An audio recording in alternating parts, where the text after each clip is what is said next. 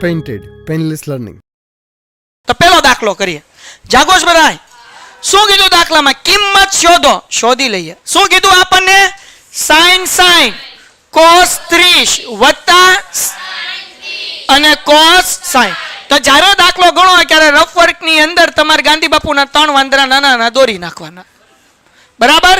અને પેલો વાંદરો કેનો? 30 નો, પછી 45 નો અને 60 નો. શું હતું ભાઈ? 2 √3 1 1. આ ઊભી લાઈન છે ને શું કહેવાય?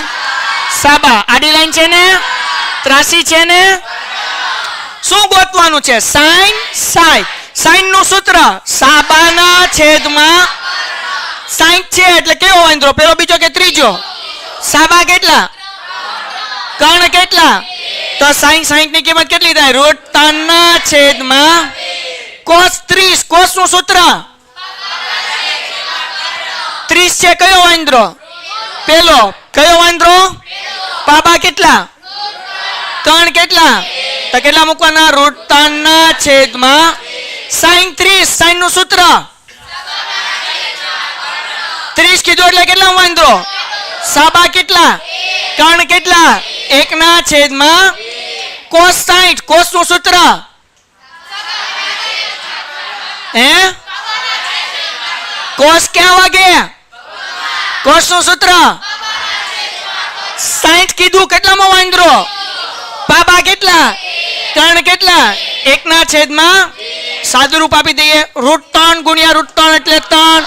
2 દુ 1 એકુ 2 દુ 3 ને 1 4 ના છેદમાં 4 એકા. દાખલો પૂરો. હા ઈઝી કે નહીં? વેઇટ સ્કીપ નહીં કરતા. તમારા ફાયદાની વાત છે. ધોરણ 10 ની અંદર આવ્યા છો, બોર્ડની પરીક્ષા આપવાની છે, જોરદાર રિઝલ્ટ લાવવું છે, તો પેન્ટેડ એપ્લિકેશન ડાઉનલોડ કરો અને ચેમ્પિયન બેચ લોન્ચ થઈ ગઈ છે. ચેમ્પિયન વિદ્યાર્થી સાથે ભળી જાઓ. આ લાઈવ લેક્ચરની અંદર ગણિત, વિજ્ઞાન, સમાજ, ઇંગ્લિશ, ગુજરાતી બધુંય ભણાવીએ છીએ. અનમ્યુટ કરીને ઘરેથી બોલીને ડાઉટ પૂછી શકો અમારા લાઈવ લેક્ચરમાં. અને તમારે ટ્રાય કરવી છે, ખાલી 300 રૂપિયા આપીને મહિનો દિવસ ટ્રાય કરો ને પછી મજા આવે તો આગળ જોડાવો. તમે એમ કહો સાહેબ તમારું રિઝલ્ટ આ છે, મારી પાછળ રિઝલ્ટના ફોટા જોઈ લો અમારા ટોપર્સ. અને તમે ચેમ્પિયન બનવા માંગતા હો, ચેમ્પિયન બેચ સાથે જોડાઓ. Good bye. આ એમપી છે હો ભાઈ, બેઝિક મેથ્સ વાળા માટે. પેલો, બીજો અને 5મો દાખલો. બીજો દાખલો કરી નાખીએ. હાલો જાગોશ બધાય. ગાંધી બાપુને 3 વાંદરા ફરીથી દર લેવાના એટલે વાંધો આવે નહીં. ઓલો તમે ઓલો પલેસ લાવલ થયો, પલેસ લાવલ ઓલો કેવો ફીલ હેલા ફેલીમાં છે એવો. આમ મોઢું આમ છે, આમ આપણે આમ બનાવીએ. દાંડી બાપુને 3 વાંદલા. પેલો વાંદલો લીતનો, બીજો 45, ત્રીજો 60. પછી હું યાદ આપવાનું 2 √2 1 1 ઊભી લાઈન. થોડુંક આઘું કરું કા સમજાય ગયું? ઊભી લાઈન સાબા આ બાજુ કરીને કે ઊભી લાઈન આડી. ઓય પાડા નહીં તે કે પાડા લે બોલો પાબા અને આવડું. આ ખાલી સમજવા માટે લખાવું છે એટલે ભૂલાઈ ન જાય. બોલો 2 એમ નામ 10 નું સૂત્ર સાબાના છેદમાં બાબા નથી જવાનું. એ તો વિચારમાં આવ્યા કે હું કેટરીના કે ફરે બાબા જાઉં છું. એટલે અહીંયા ધ્યાન રાખની કેટરીના છે. હાલો 10 નું સૂત્ર શું છે? સાબાના છેદમાં 45 કીધું. કયો વાંદરો? પેલો, બીજો, ત્રીજો? સાબા કેટલા? કેટલા? પાબા કેટલા? 1 ના છેદમાં એટલે 1 મૂકી શકાય. એટલે 1 નો વર્ગ. વર્ગ કેમ? કારણ કે 10 સ્ક્વેર છે એટલે જે જવાબ આવે એને હું મૂકવાનો? વર્ગ મૂકવાનો. cos square 30. cos નું સૂત્ર પાબાના છેદમાં. ઓકે, પણ cos કેવા? 30. પેલો વાંદરો પાબા, કર્ણ ક્યાં છે? ઠીક, મને આવડે નહીં હો. √3 ના છેદમાં પણ કેમાં મૂકવાનું? કાઉન્સમાં. √3 ના છેદમાં એનો સ્ક્વેર કરવાનો. Minus sin 60. sin નું સૂત્ર સાબા કેટલા? કર્ણ કેટલા? √3 ના છેદમાં મૂકી દો અહીંયા. રૂટ 3 ના છેદમાં એનો વર્ગ 2 એમનેમ 1 નો વર્ગ રૂટ 3 નો વર્ગ 2 નો વર્ગ રૂટ 3 નો વર્ગ 2 નો વર્ગ વત્તે વચ્ચે 2 એકા દાખલો પૂરો. આ 2 માર્ક્સના આઈએમપી દાખલા. બોર્ડમાં આવો દાખલો એકાદો ભટકાય હાવ ઈઝી. નાના બાવને આવડે ને એવું હેલું. હાલો ગાંધી બાપુના ફરીથી 3 વાંદરા. વાંદરા વગર તો દાખલા આગળ હાલે જ નહીં. હાલો હું યાદ રાખવાનું તો હું ભૂલી ગયો. રૂટ 3 1 ઊભી લાઈન છે ને શું કહેવાય? વાહ અકુબા જાદુગર.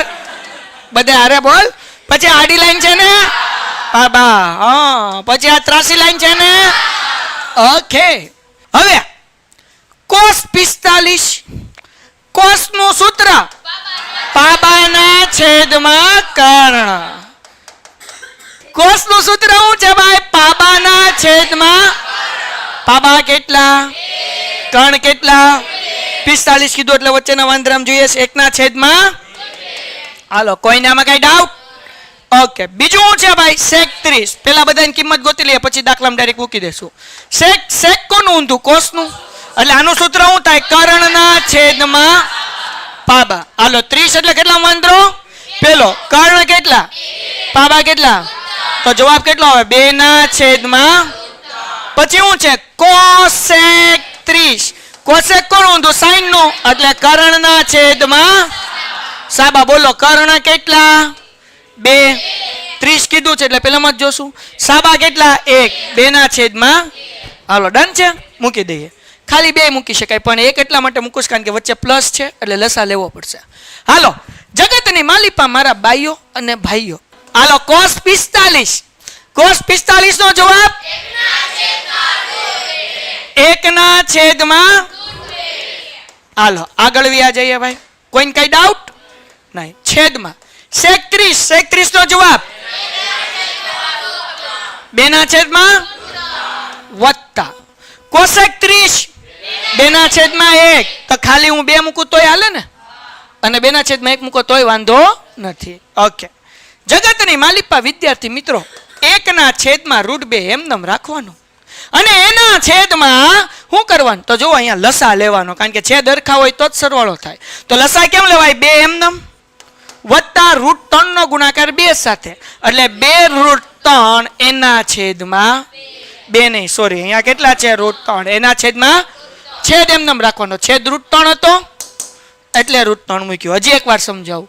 2 એમનેમ 2 નો ગુણાકાર રૂટ 3 નો ગુણાકાર 2 સાથે એટલે 2 રૂટ 3 અને છેદમાં રૂટ 3 એમનેમ. કોઈને કઈ ડાઉટ?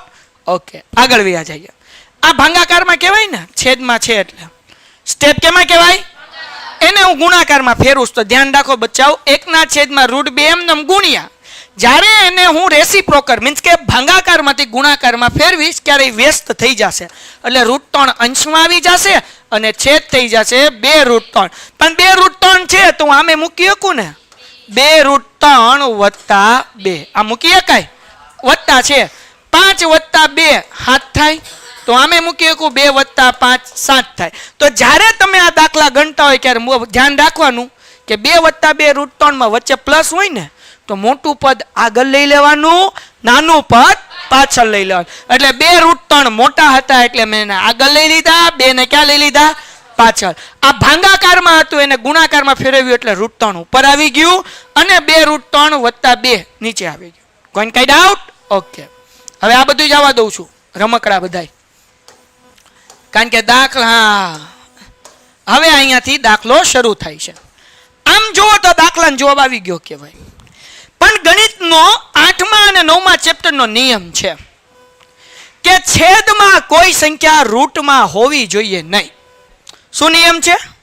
છેદમાં કોઈ પણ સંખ્યા રૂટમાં હોવી જોઈએ નહીં. તો અહીંયા જુઓ છેદમાં રૂટ 2 છે અહીંયા શું છે? રૂટ 3 છે. તો આપણે શું કરવું પડશે? તો કે છેદમાંથી આ રૂટ 2 અને રૂટ 3 કાઢવું પડશે. તો સાહેબ કેમ કાઢવાનું? તો ભાઈ તમે લોકો 9મા ધોરણના પહેલા ચેપ્ટરમાં શીખી ગયા છો છેદનું સમયકરણ. શું શીખી ગયા છો? સમયકરણ. તમે કહો લે સાહેબ ઈ તો અમે 9માં ભણ્યા કાલ ખાધું ઈ નથી યાદ મને ક્યાંથી યાદ હોય? તો ચિંતા કરવાની જરૂર છે નહીં. હું શીખવાડું છું શું કરવાનું. જો બચ્ચાઓ પહેલા એમને મૂકી દઉં છું 1/√2 ગુણ્યા √3 એના છેદમાં 2√3 વત્તા 2. આ જ સ્ટેપ એમને મૂક્યું. હવે છેદનું સમીકરણ કરવા માટે મને છેદમાંથી √2 કાઢવા છે તો એક વખત મારે √2 ઉપર મૂકવા પડે ને એક વખત નીચે મૂકવા પડે. તો √2 નો ગુણાકાર થાય એટલે 2 આખા થઈ જાય. થઈ જાય કે ન થઈ જાય? તો હું ખાલી છેદમાં √2 ન મૂકી શકું. છેદમાં મૂકું તો ક્યાં મૂકવાનું? અંશમાં. હવે મારે અહીંયાથી √3 કાઢવા છે તો આ પ્લસ વાળું કાઉન્સ છે તો મારે માઇનસ વાળું મૂકવું પડે. 2√3 - 2 અને છેદમાં તે 2√3 - 2. સમજાણું? તો જેથી કરીને 2√3 ગુણ્યા 2√3 કરશું એટલે રૂટ શું થઈ જશે? નીકળી જશે. પણ જ્યારે આવું બ્રેકેટ હોય તો ધ્યાન રાખવાનું, પ્લસ વાળી નિશાની હોય તો કયું મૂકવાનું? જે નીચે મૂકો એ ઉપર. અગર અહીંયા માઇનસ હોત તો અહીંયા કયું મૂકાત? પ્લસ. જે નીચે મૂકો એ ઉપર. એટલું સમજાઈ ગયું? બસ હવે દાખલો પૂરો. હવે જો 1 ગુણ્યા √3 એટલે √3 એમ નામ. કોઈને કઈ ડાઉટ? પેલા અંશનો ગુણાકાર કરીને 1 ગુણ્યા √3 ગુણ્યા 2 એટલે √6. 2 રૂટમાં છે એટલે ગુણાકાર થાય 3 × 2 = 6. એના કાઉન્સમાં તો કે ભાઈ 2√3 - 2. એના કઈ ચાળા કરતા નથી. ડન છે? આગળ વ્યા જાય. હજી એક વખત નો સમજાણું તને. 1 ગુણ્યા √3 એટલે √3 √3 ગુણ્યા √2 એટલે 3 × 2 = 6 એટલે √6 મૂક્યું ને આ કાઉન્સ એમને મૂક્યું. સમજાઈ ગયું? આગળ વ્યા જાય. √2 અને √2 એટલે 2 આખા થઈ ગયા ભાઈ. થાય કે નહીં? √2 એટલે √2 શું થાય? 2 આખા. હવે જો આ બે કાઉન્ટ છે, એક પ્લસ વાળું ને એક તો અહીંયા શું થાય ભાઈ? 2√3 વત્તે વચ્ચે 2 વર્ગ. થાય કે ન થાય ભાઈ? હા કે ના? પાકું 100%. આને હું રાખું છું મોટા કાઉન્સમાં. ડન છે? કોઈને કઈ ડાઉટ છે? હજી એક વખત. √2 એટલે 2 થઈ ગયા. પછી અહીંયા 2√3 2 વખત છે એટલે એનો વર્ગ વત્તે ઓછે ઓછા 2 વખત 2 છે એટલે 2 નો વર્ગ. હવે અહીંયા ધ્યાન રાખજો. હવે આમાં એવું છે કે આમાં કોમન શું છે ને? કોમન 2. તો 2 કાઢી લઉં. 2 કોમન કાઢું છું ભાઈ. 2 ગુણ્યા √6 એમ નામ. આમાંથી 2 કોમન નીકળ્યા એટલે √3 વધ્યું માઇનસ 2 એકા ટપો પડ્યો કે ન પડ્યો? હજી એક વખત √6 એમને મૂકી દે. આટલું તો ખબર પડી ગઈ. 2 સામાન્ય થાય 2 નીકળી ગયા એટલે અહીંયા વધ્યું કોણ? √3 માઇનસ એમને 2 ના ઘડિયામાં 2 ક્યારે આવે? એટલે 1 મૂક્યું. ડન છે? હું ધીમે ધીમે એટલે કરાવું કે બધું આપણને ખબર પડવી જોઈએ. 2 એમ નામ ભાઈ.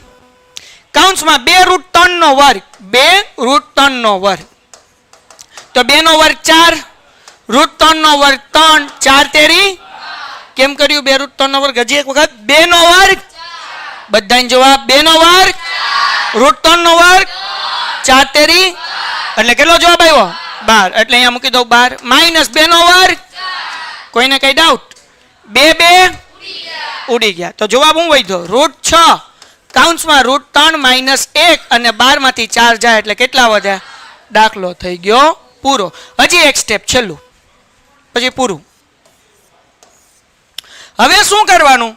√6 નો ગુણાકાર કાઉન્સ સાથે કરી લે. 6 તેરી 18 એટલે √18 માઇનસ 6 એકા એટલે √6 એના છેદમાં 8. હા કે ના?